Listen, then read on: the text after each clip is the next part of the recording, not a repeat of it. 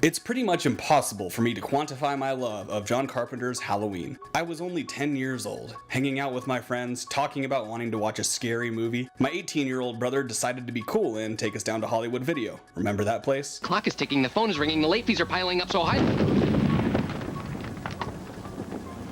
He suggested Halloween, claiming it will quote-unquote scare the hell out of us. We went with it. That VHS artwork of the knife forming into the pumpkin completely entrancing me. We popped it into the VCR at home and it began. That eerie but instantly catchy music, that terrifying yet beautiful shot of that jack-o'-lantern as it zooms in. I was instantly captivated. During that iconic POV shot, I asked my brother, "Is that Jason?" "No, this isn't Jason," he said. "This is Michael?" And he was right. This was no zombie retard in a hockey mask. This was Michael fucking Myers, the Shape, the Boogeyman. When it came to movie slashers, he's the real OG. As the runtime ran on, my friends got bored and lost interest. But in my case, however, I watched it over and over and over, each time the imprint it leaving on my psyche growing larger and larger. I'm pretty sure Halloween is the main reason I got into film in the first place. It's had an effect on me like no other film has, really, and it's no doubt one of my favorite films of all time. So you would think I'd be pretty excited about this new installment, right?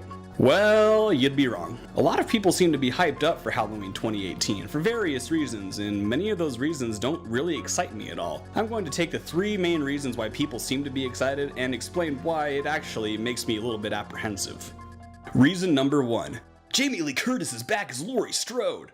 The biggest reason I see a lot of excitement surrounding Halloween 2018 is because Jamie Lee Curtis is returning as her iconic character, Laurie Strode. Look, I get it. Laurie Strode is awesome. She's one of the most capable and empowering horror heroines out there, and this is the role that jump-started her career. But you know what other movies have Laurie Strode?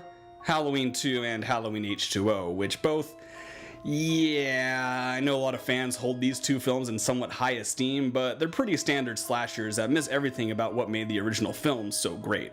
I find Halloween 2 to be just okay. I love the way Dick Warlock, the best name ever if I say so, plays Michael. The hospital setting is eerie and the last half hour is wonderfully tense. However, it doesn't feel like Halloween. It feels like a cheap Halloween imitator that the original film inspired. This is especially evident from the behind-the-scenes anecdotes where reshoots took place in order to add more blood and gore. Aside from her awful wig, that's no fault of her own, Curtis again excellently plays Strode, although she spends most of the time sleeping in a hospital bed. This is also where that stupid brother-sister angle was introduced, basically ruining the terrifying mystery of the first film. Michael Myers was scary because we didn't know why he was doing what he was doing. His target could be me, you, your mom, your kid, anybody, and he could strike at any time and anywhere.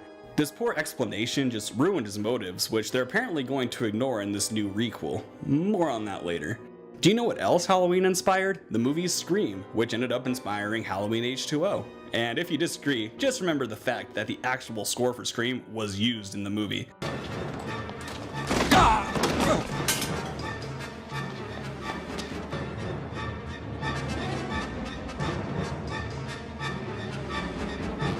And it also had uncredited rewrites from Kevin Williamson. After the decent opening scene, it's basically 45 minutes of boring teen dialogue and lame suspense. Like Halloween 2, the last half hour is the best part, and this really seems to be the only reason people even care for it at all. Seeing Laurie finally take on Michael and chop his head off, and yeah, we'll just ignore that, was certainly a satisfying conclusion, but the rest of the movie doesn't justify it.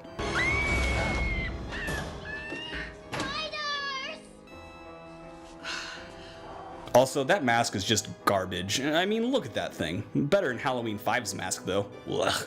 So yeah, I don't really care if Jamie Lee Curtis is returning. Sure, I love her. She's a class act, starring in such classics like Halloween, A Fish Called Wanda, True Lies, Freaky Friday, You Again, Yoplait commercials.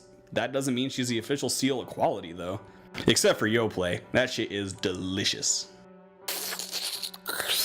Reason number 2. This is a reboot that ignores everything after the original film. It's a true sequel to the original. Piggybacking off of Jamie Lee Curtis, another reason people are excited about Halloween 2018 is because it ignores all of the other sequels, basically being a direct sequel to the original. So, I ask, why are people excited about this? Yeah, the Halloween mythology got pretty damn stupid as it went on, trying to explain Michael's origins and whatnot, but like I already said, Halloween H2O sucks, and that ignored installments 4 through 6. Sure, it's interesting that they're erasing Halloween 2, thus erasing the brother-sister angle, but that just makes the premise for the film even more odd. I understand that a night that Laurie Strode went through would traumatize anybody, but after 40 years and with no connections to Michael, she wouldn't just, move away. People wouldn't tell her to eventually get over it.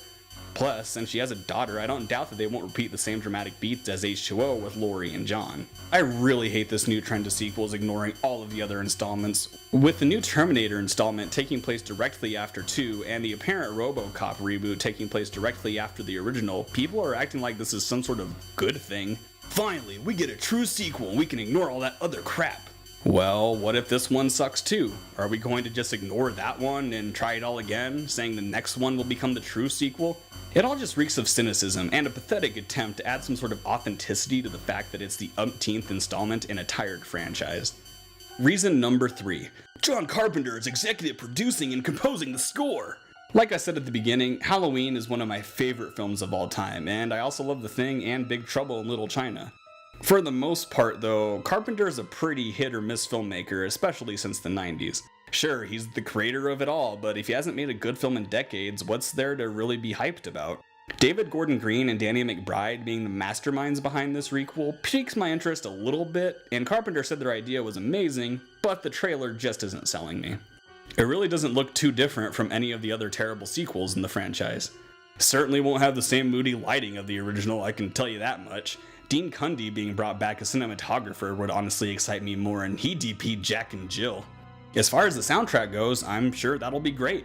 Carpenter is one of my favorite composers. I actually saw him live when he toured, and his solo albums are fantastic. When it comes to perfectly setting the tone of a movie from the opening credits, Carpenter is almost unmatched in how he accomplishes this with his unique music.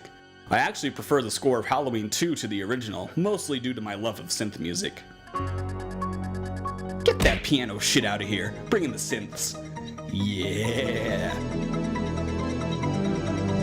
Still, as awesome as the theme was, the movie didn't touch the quality of the original. I'm sure there will be a lot of...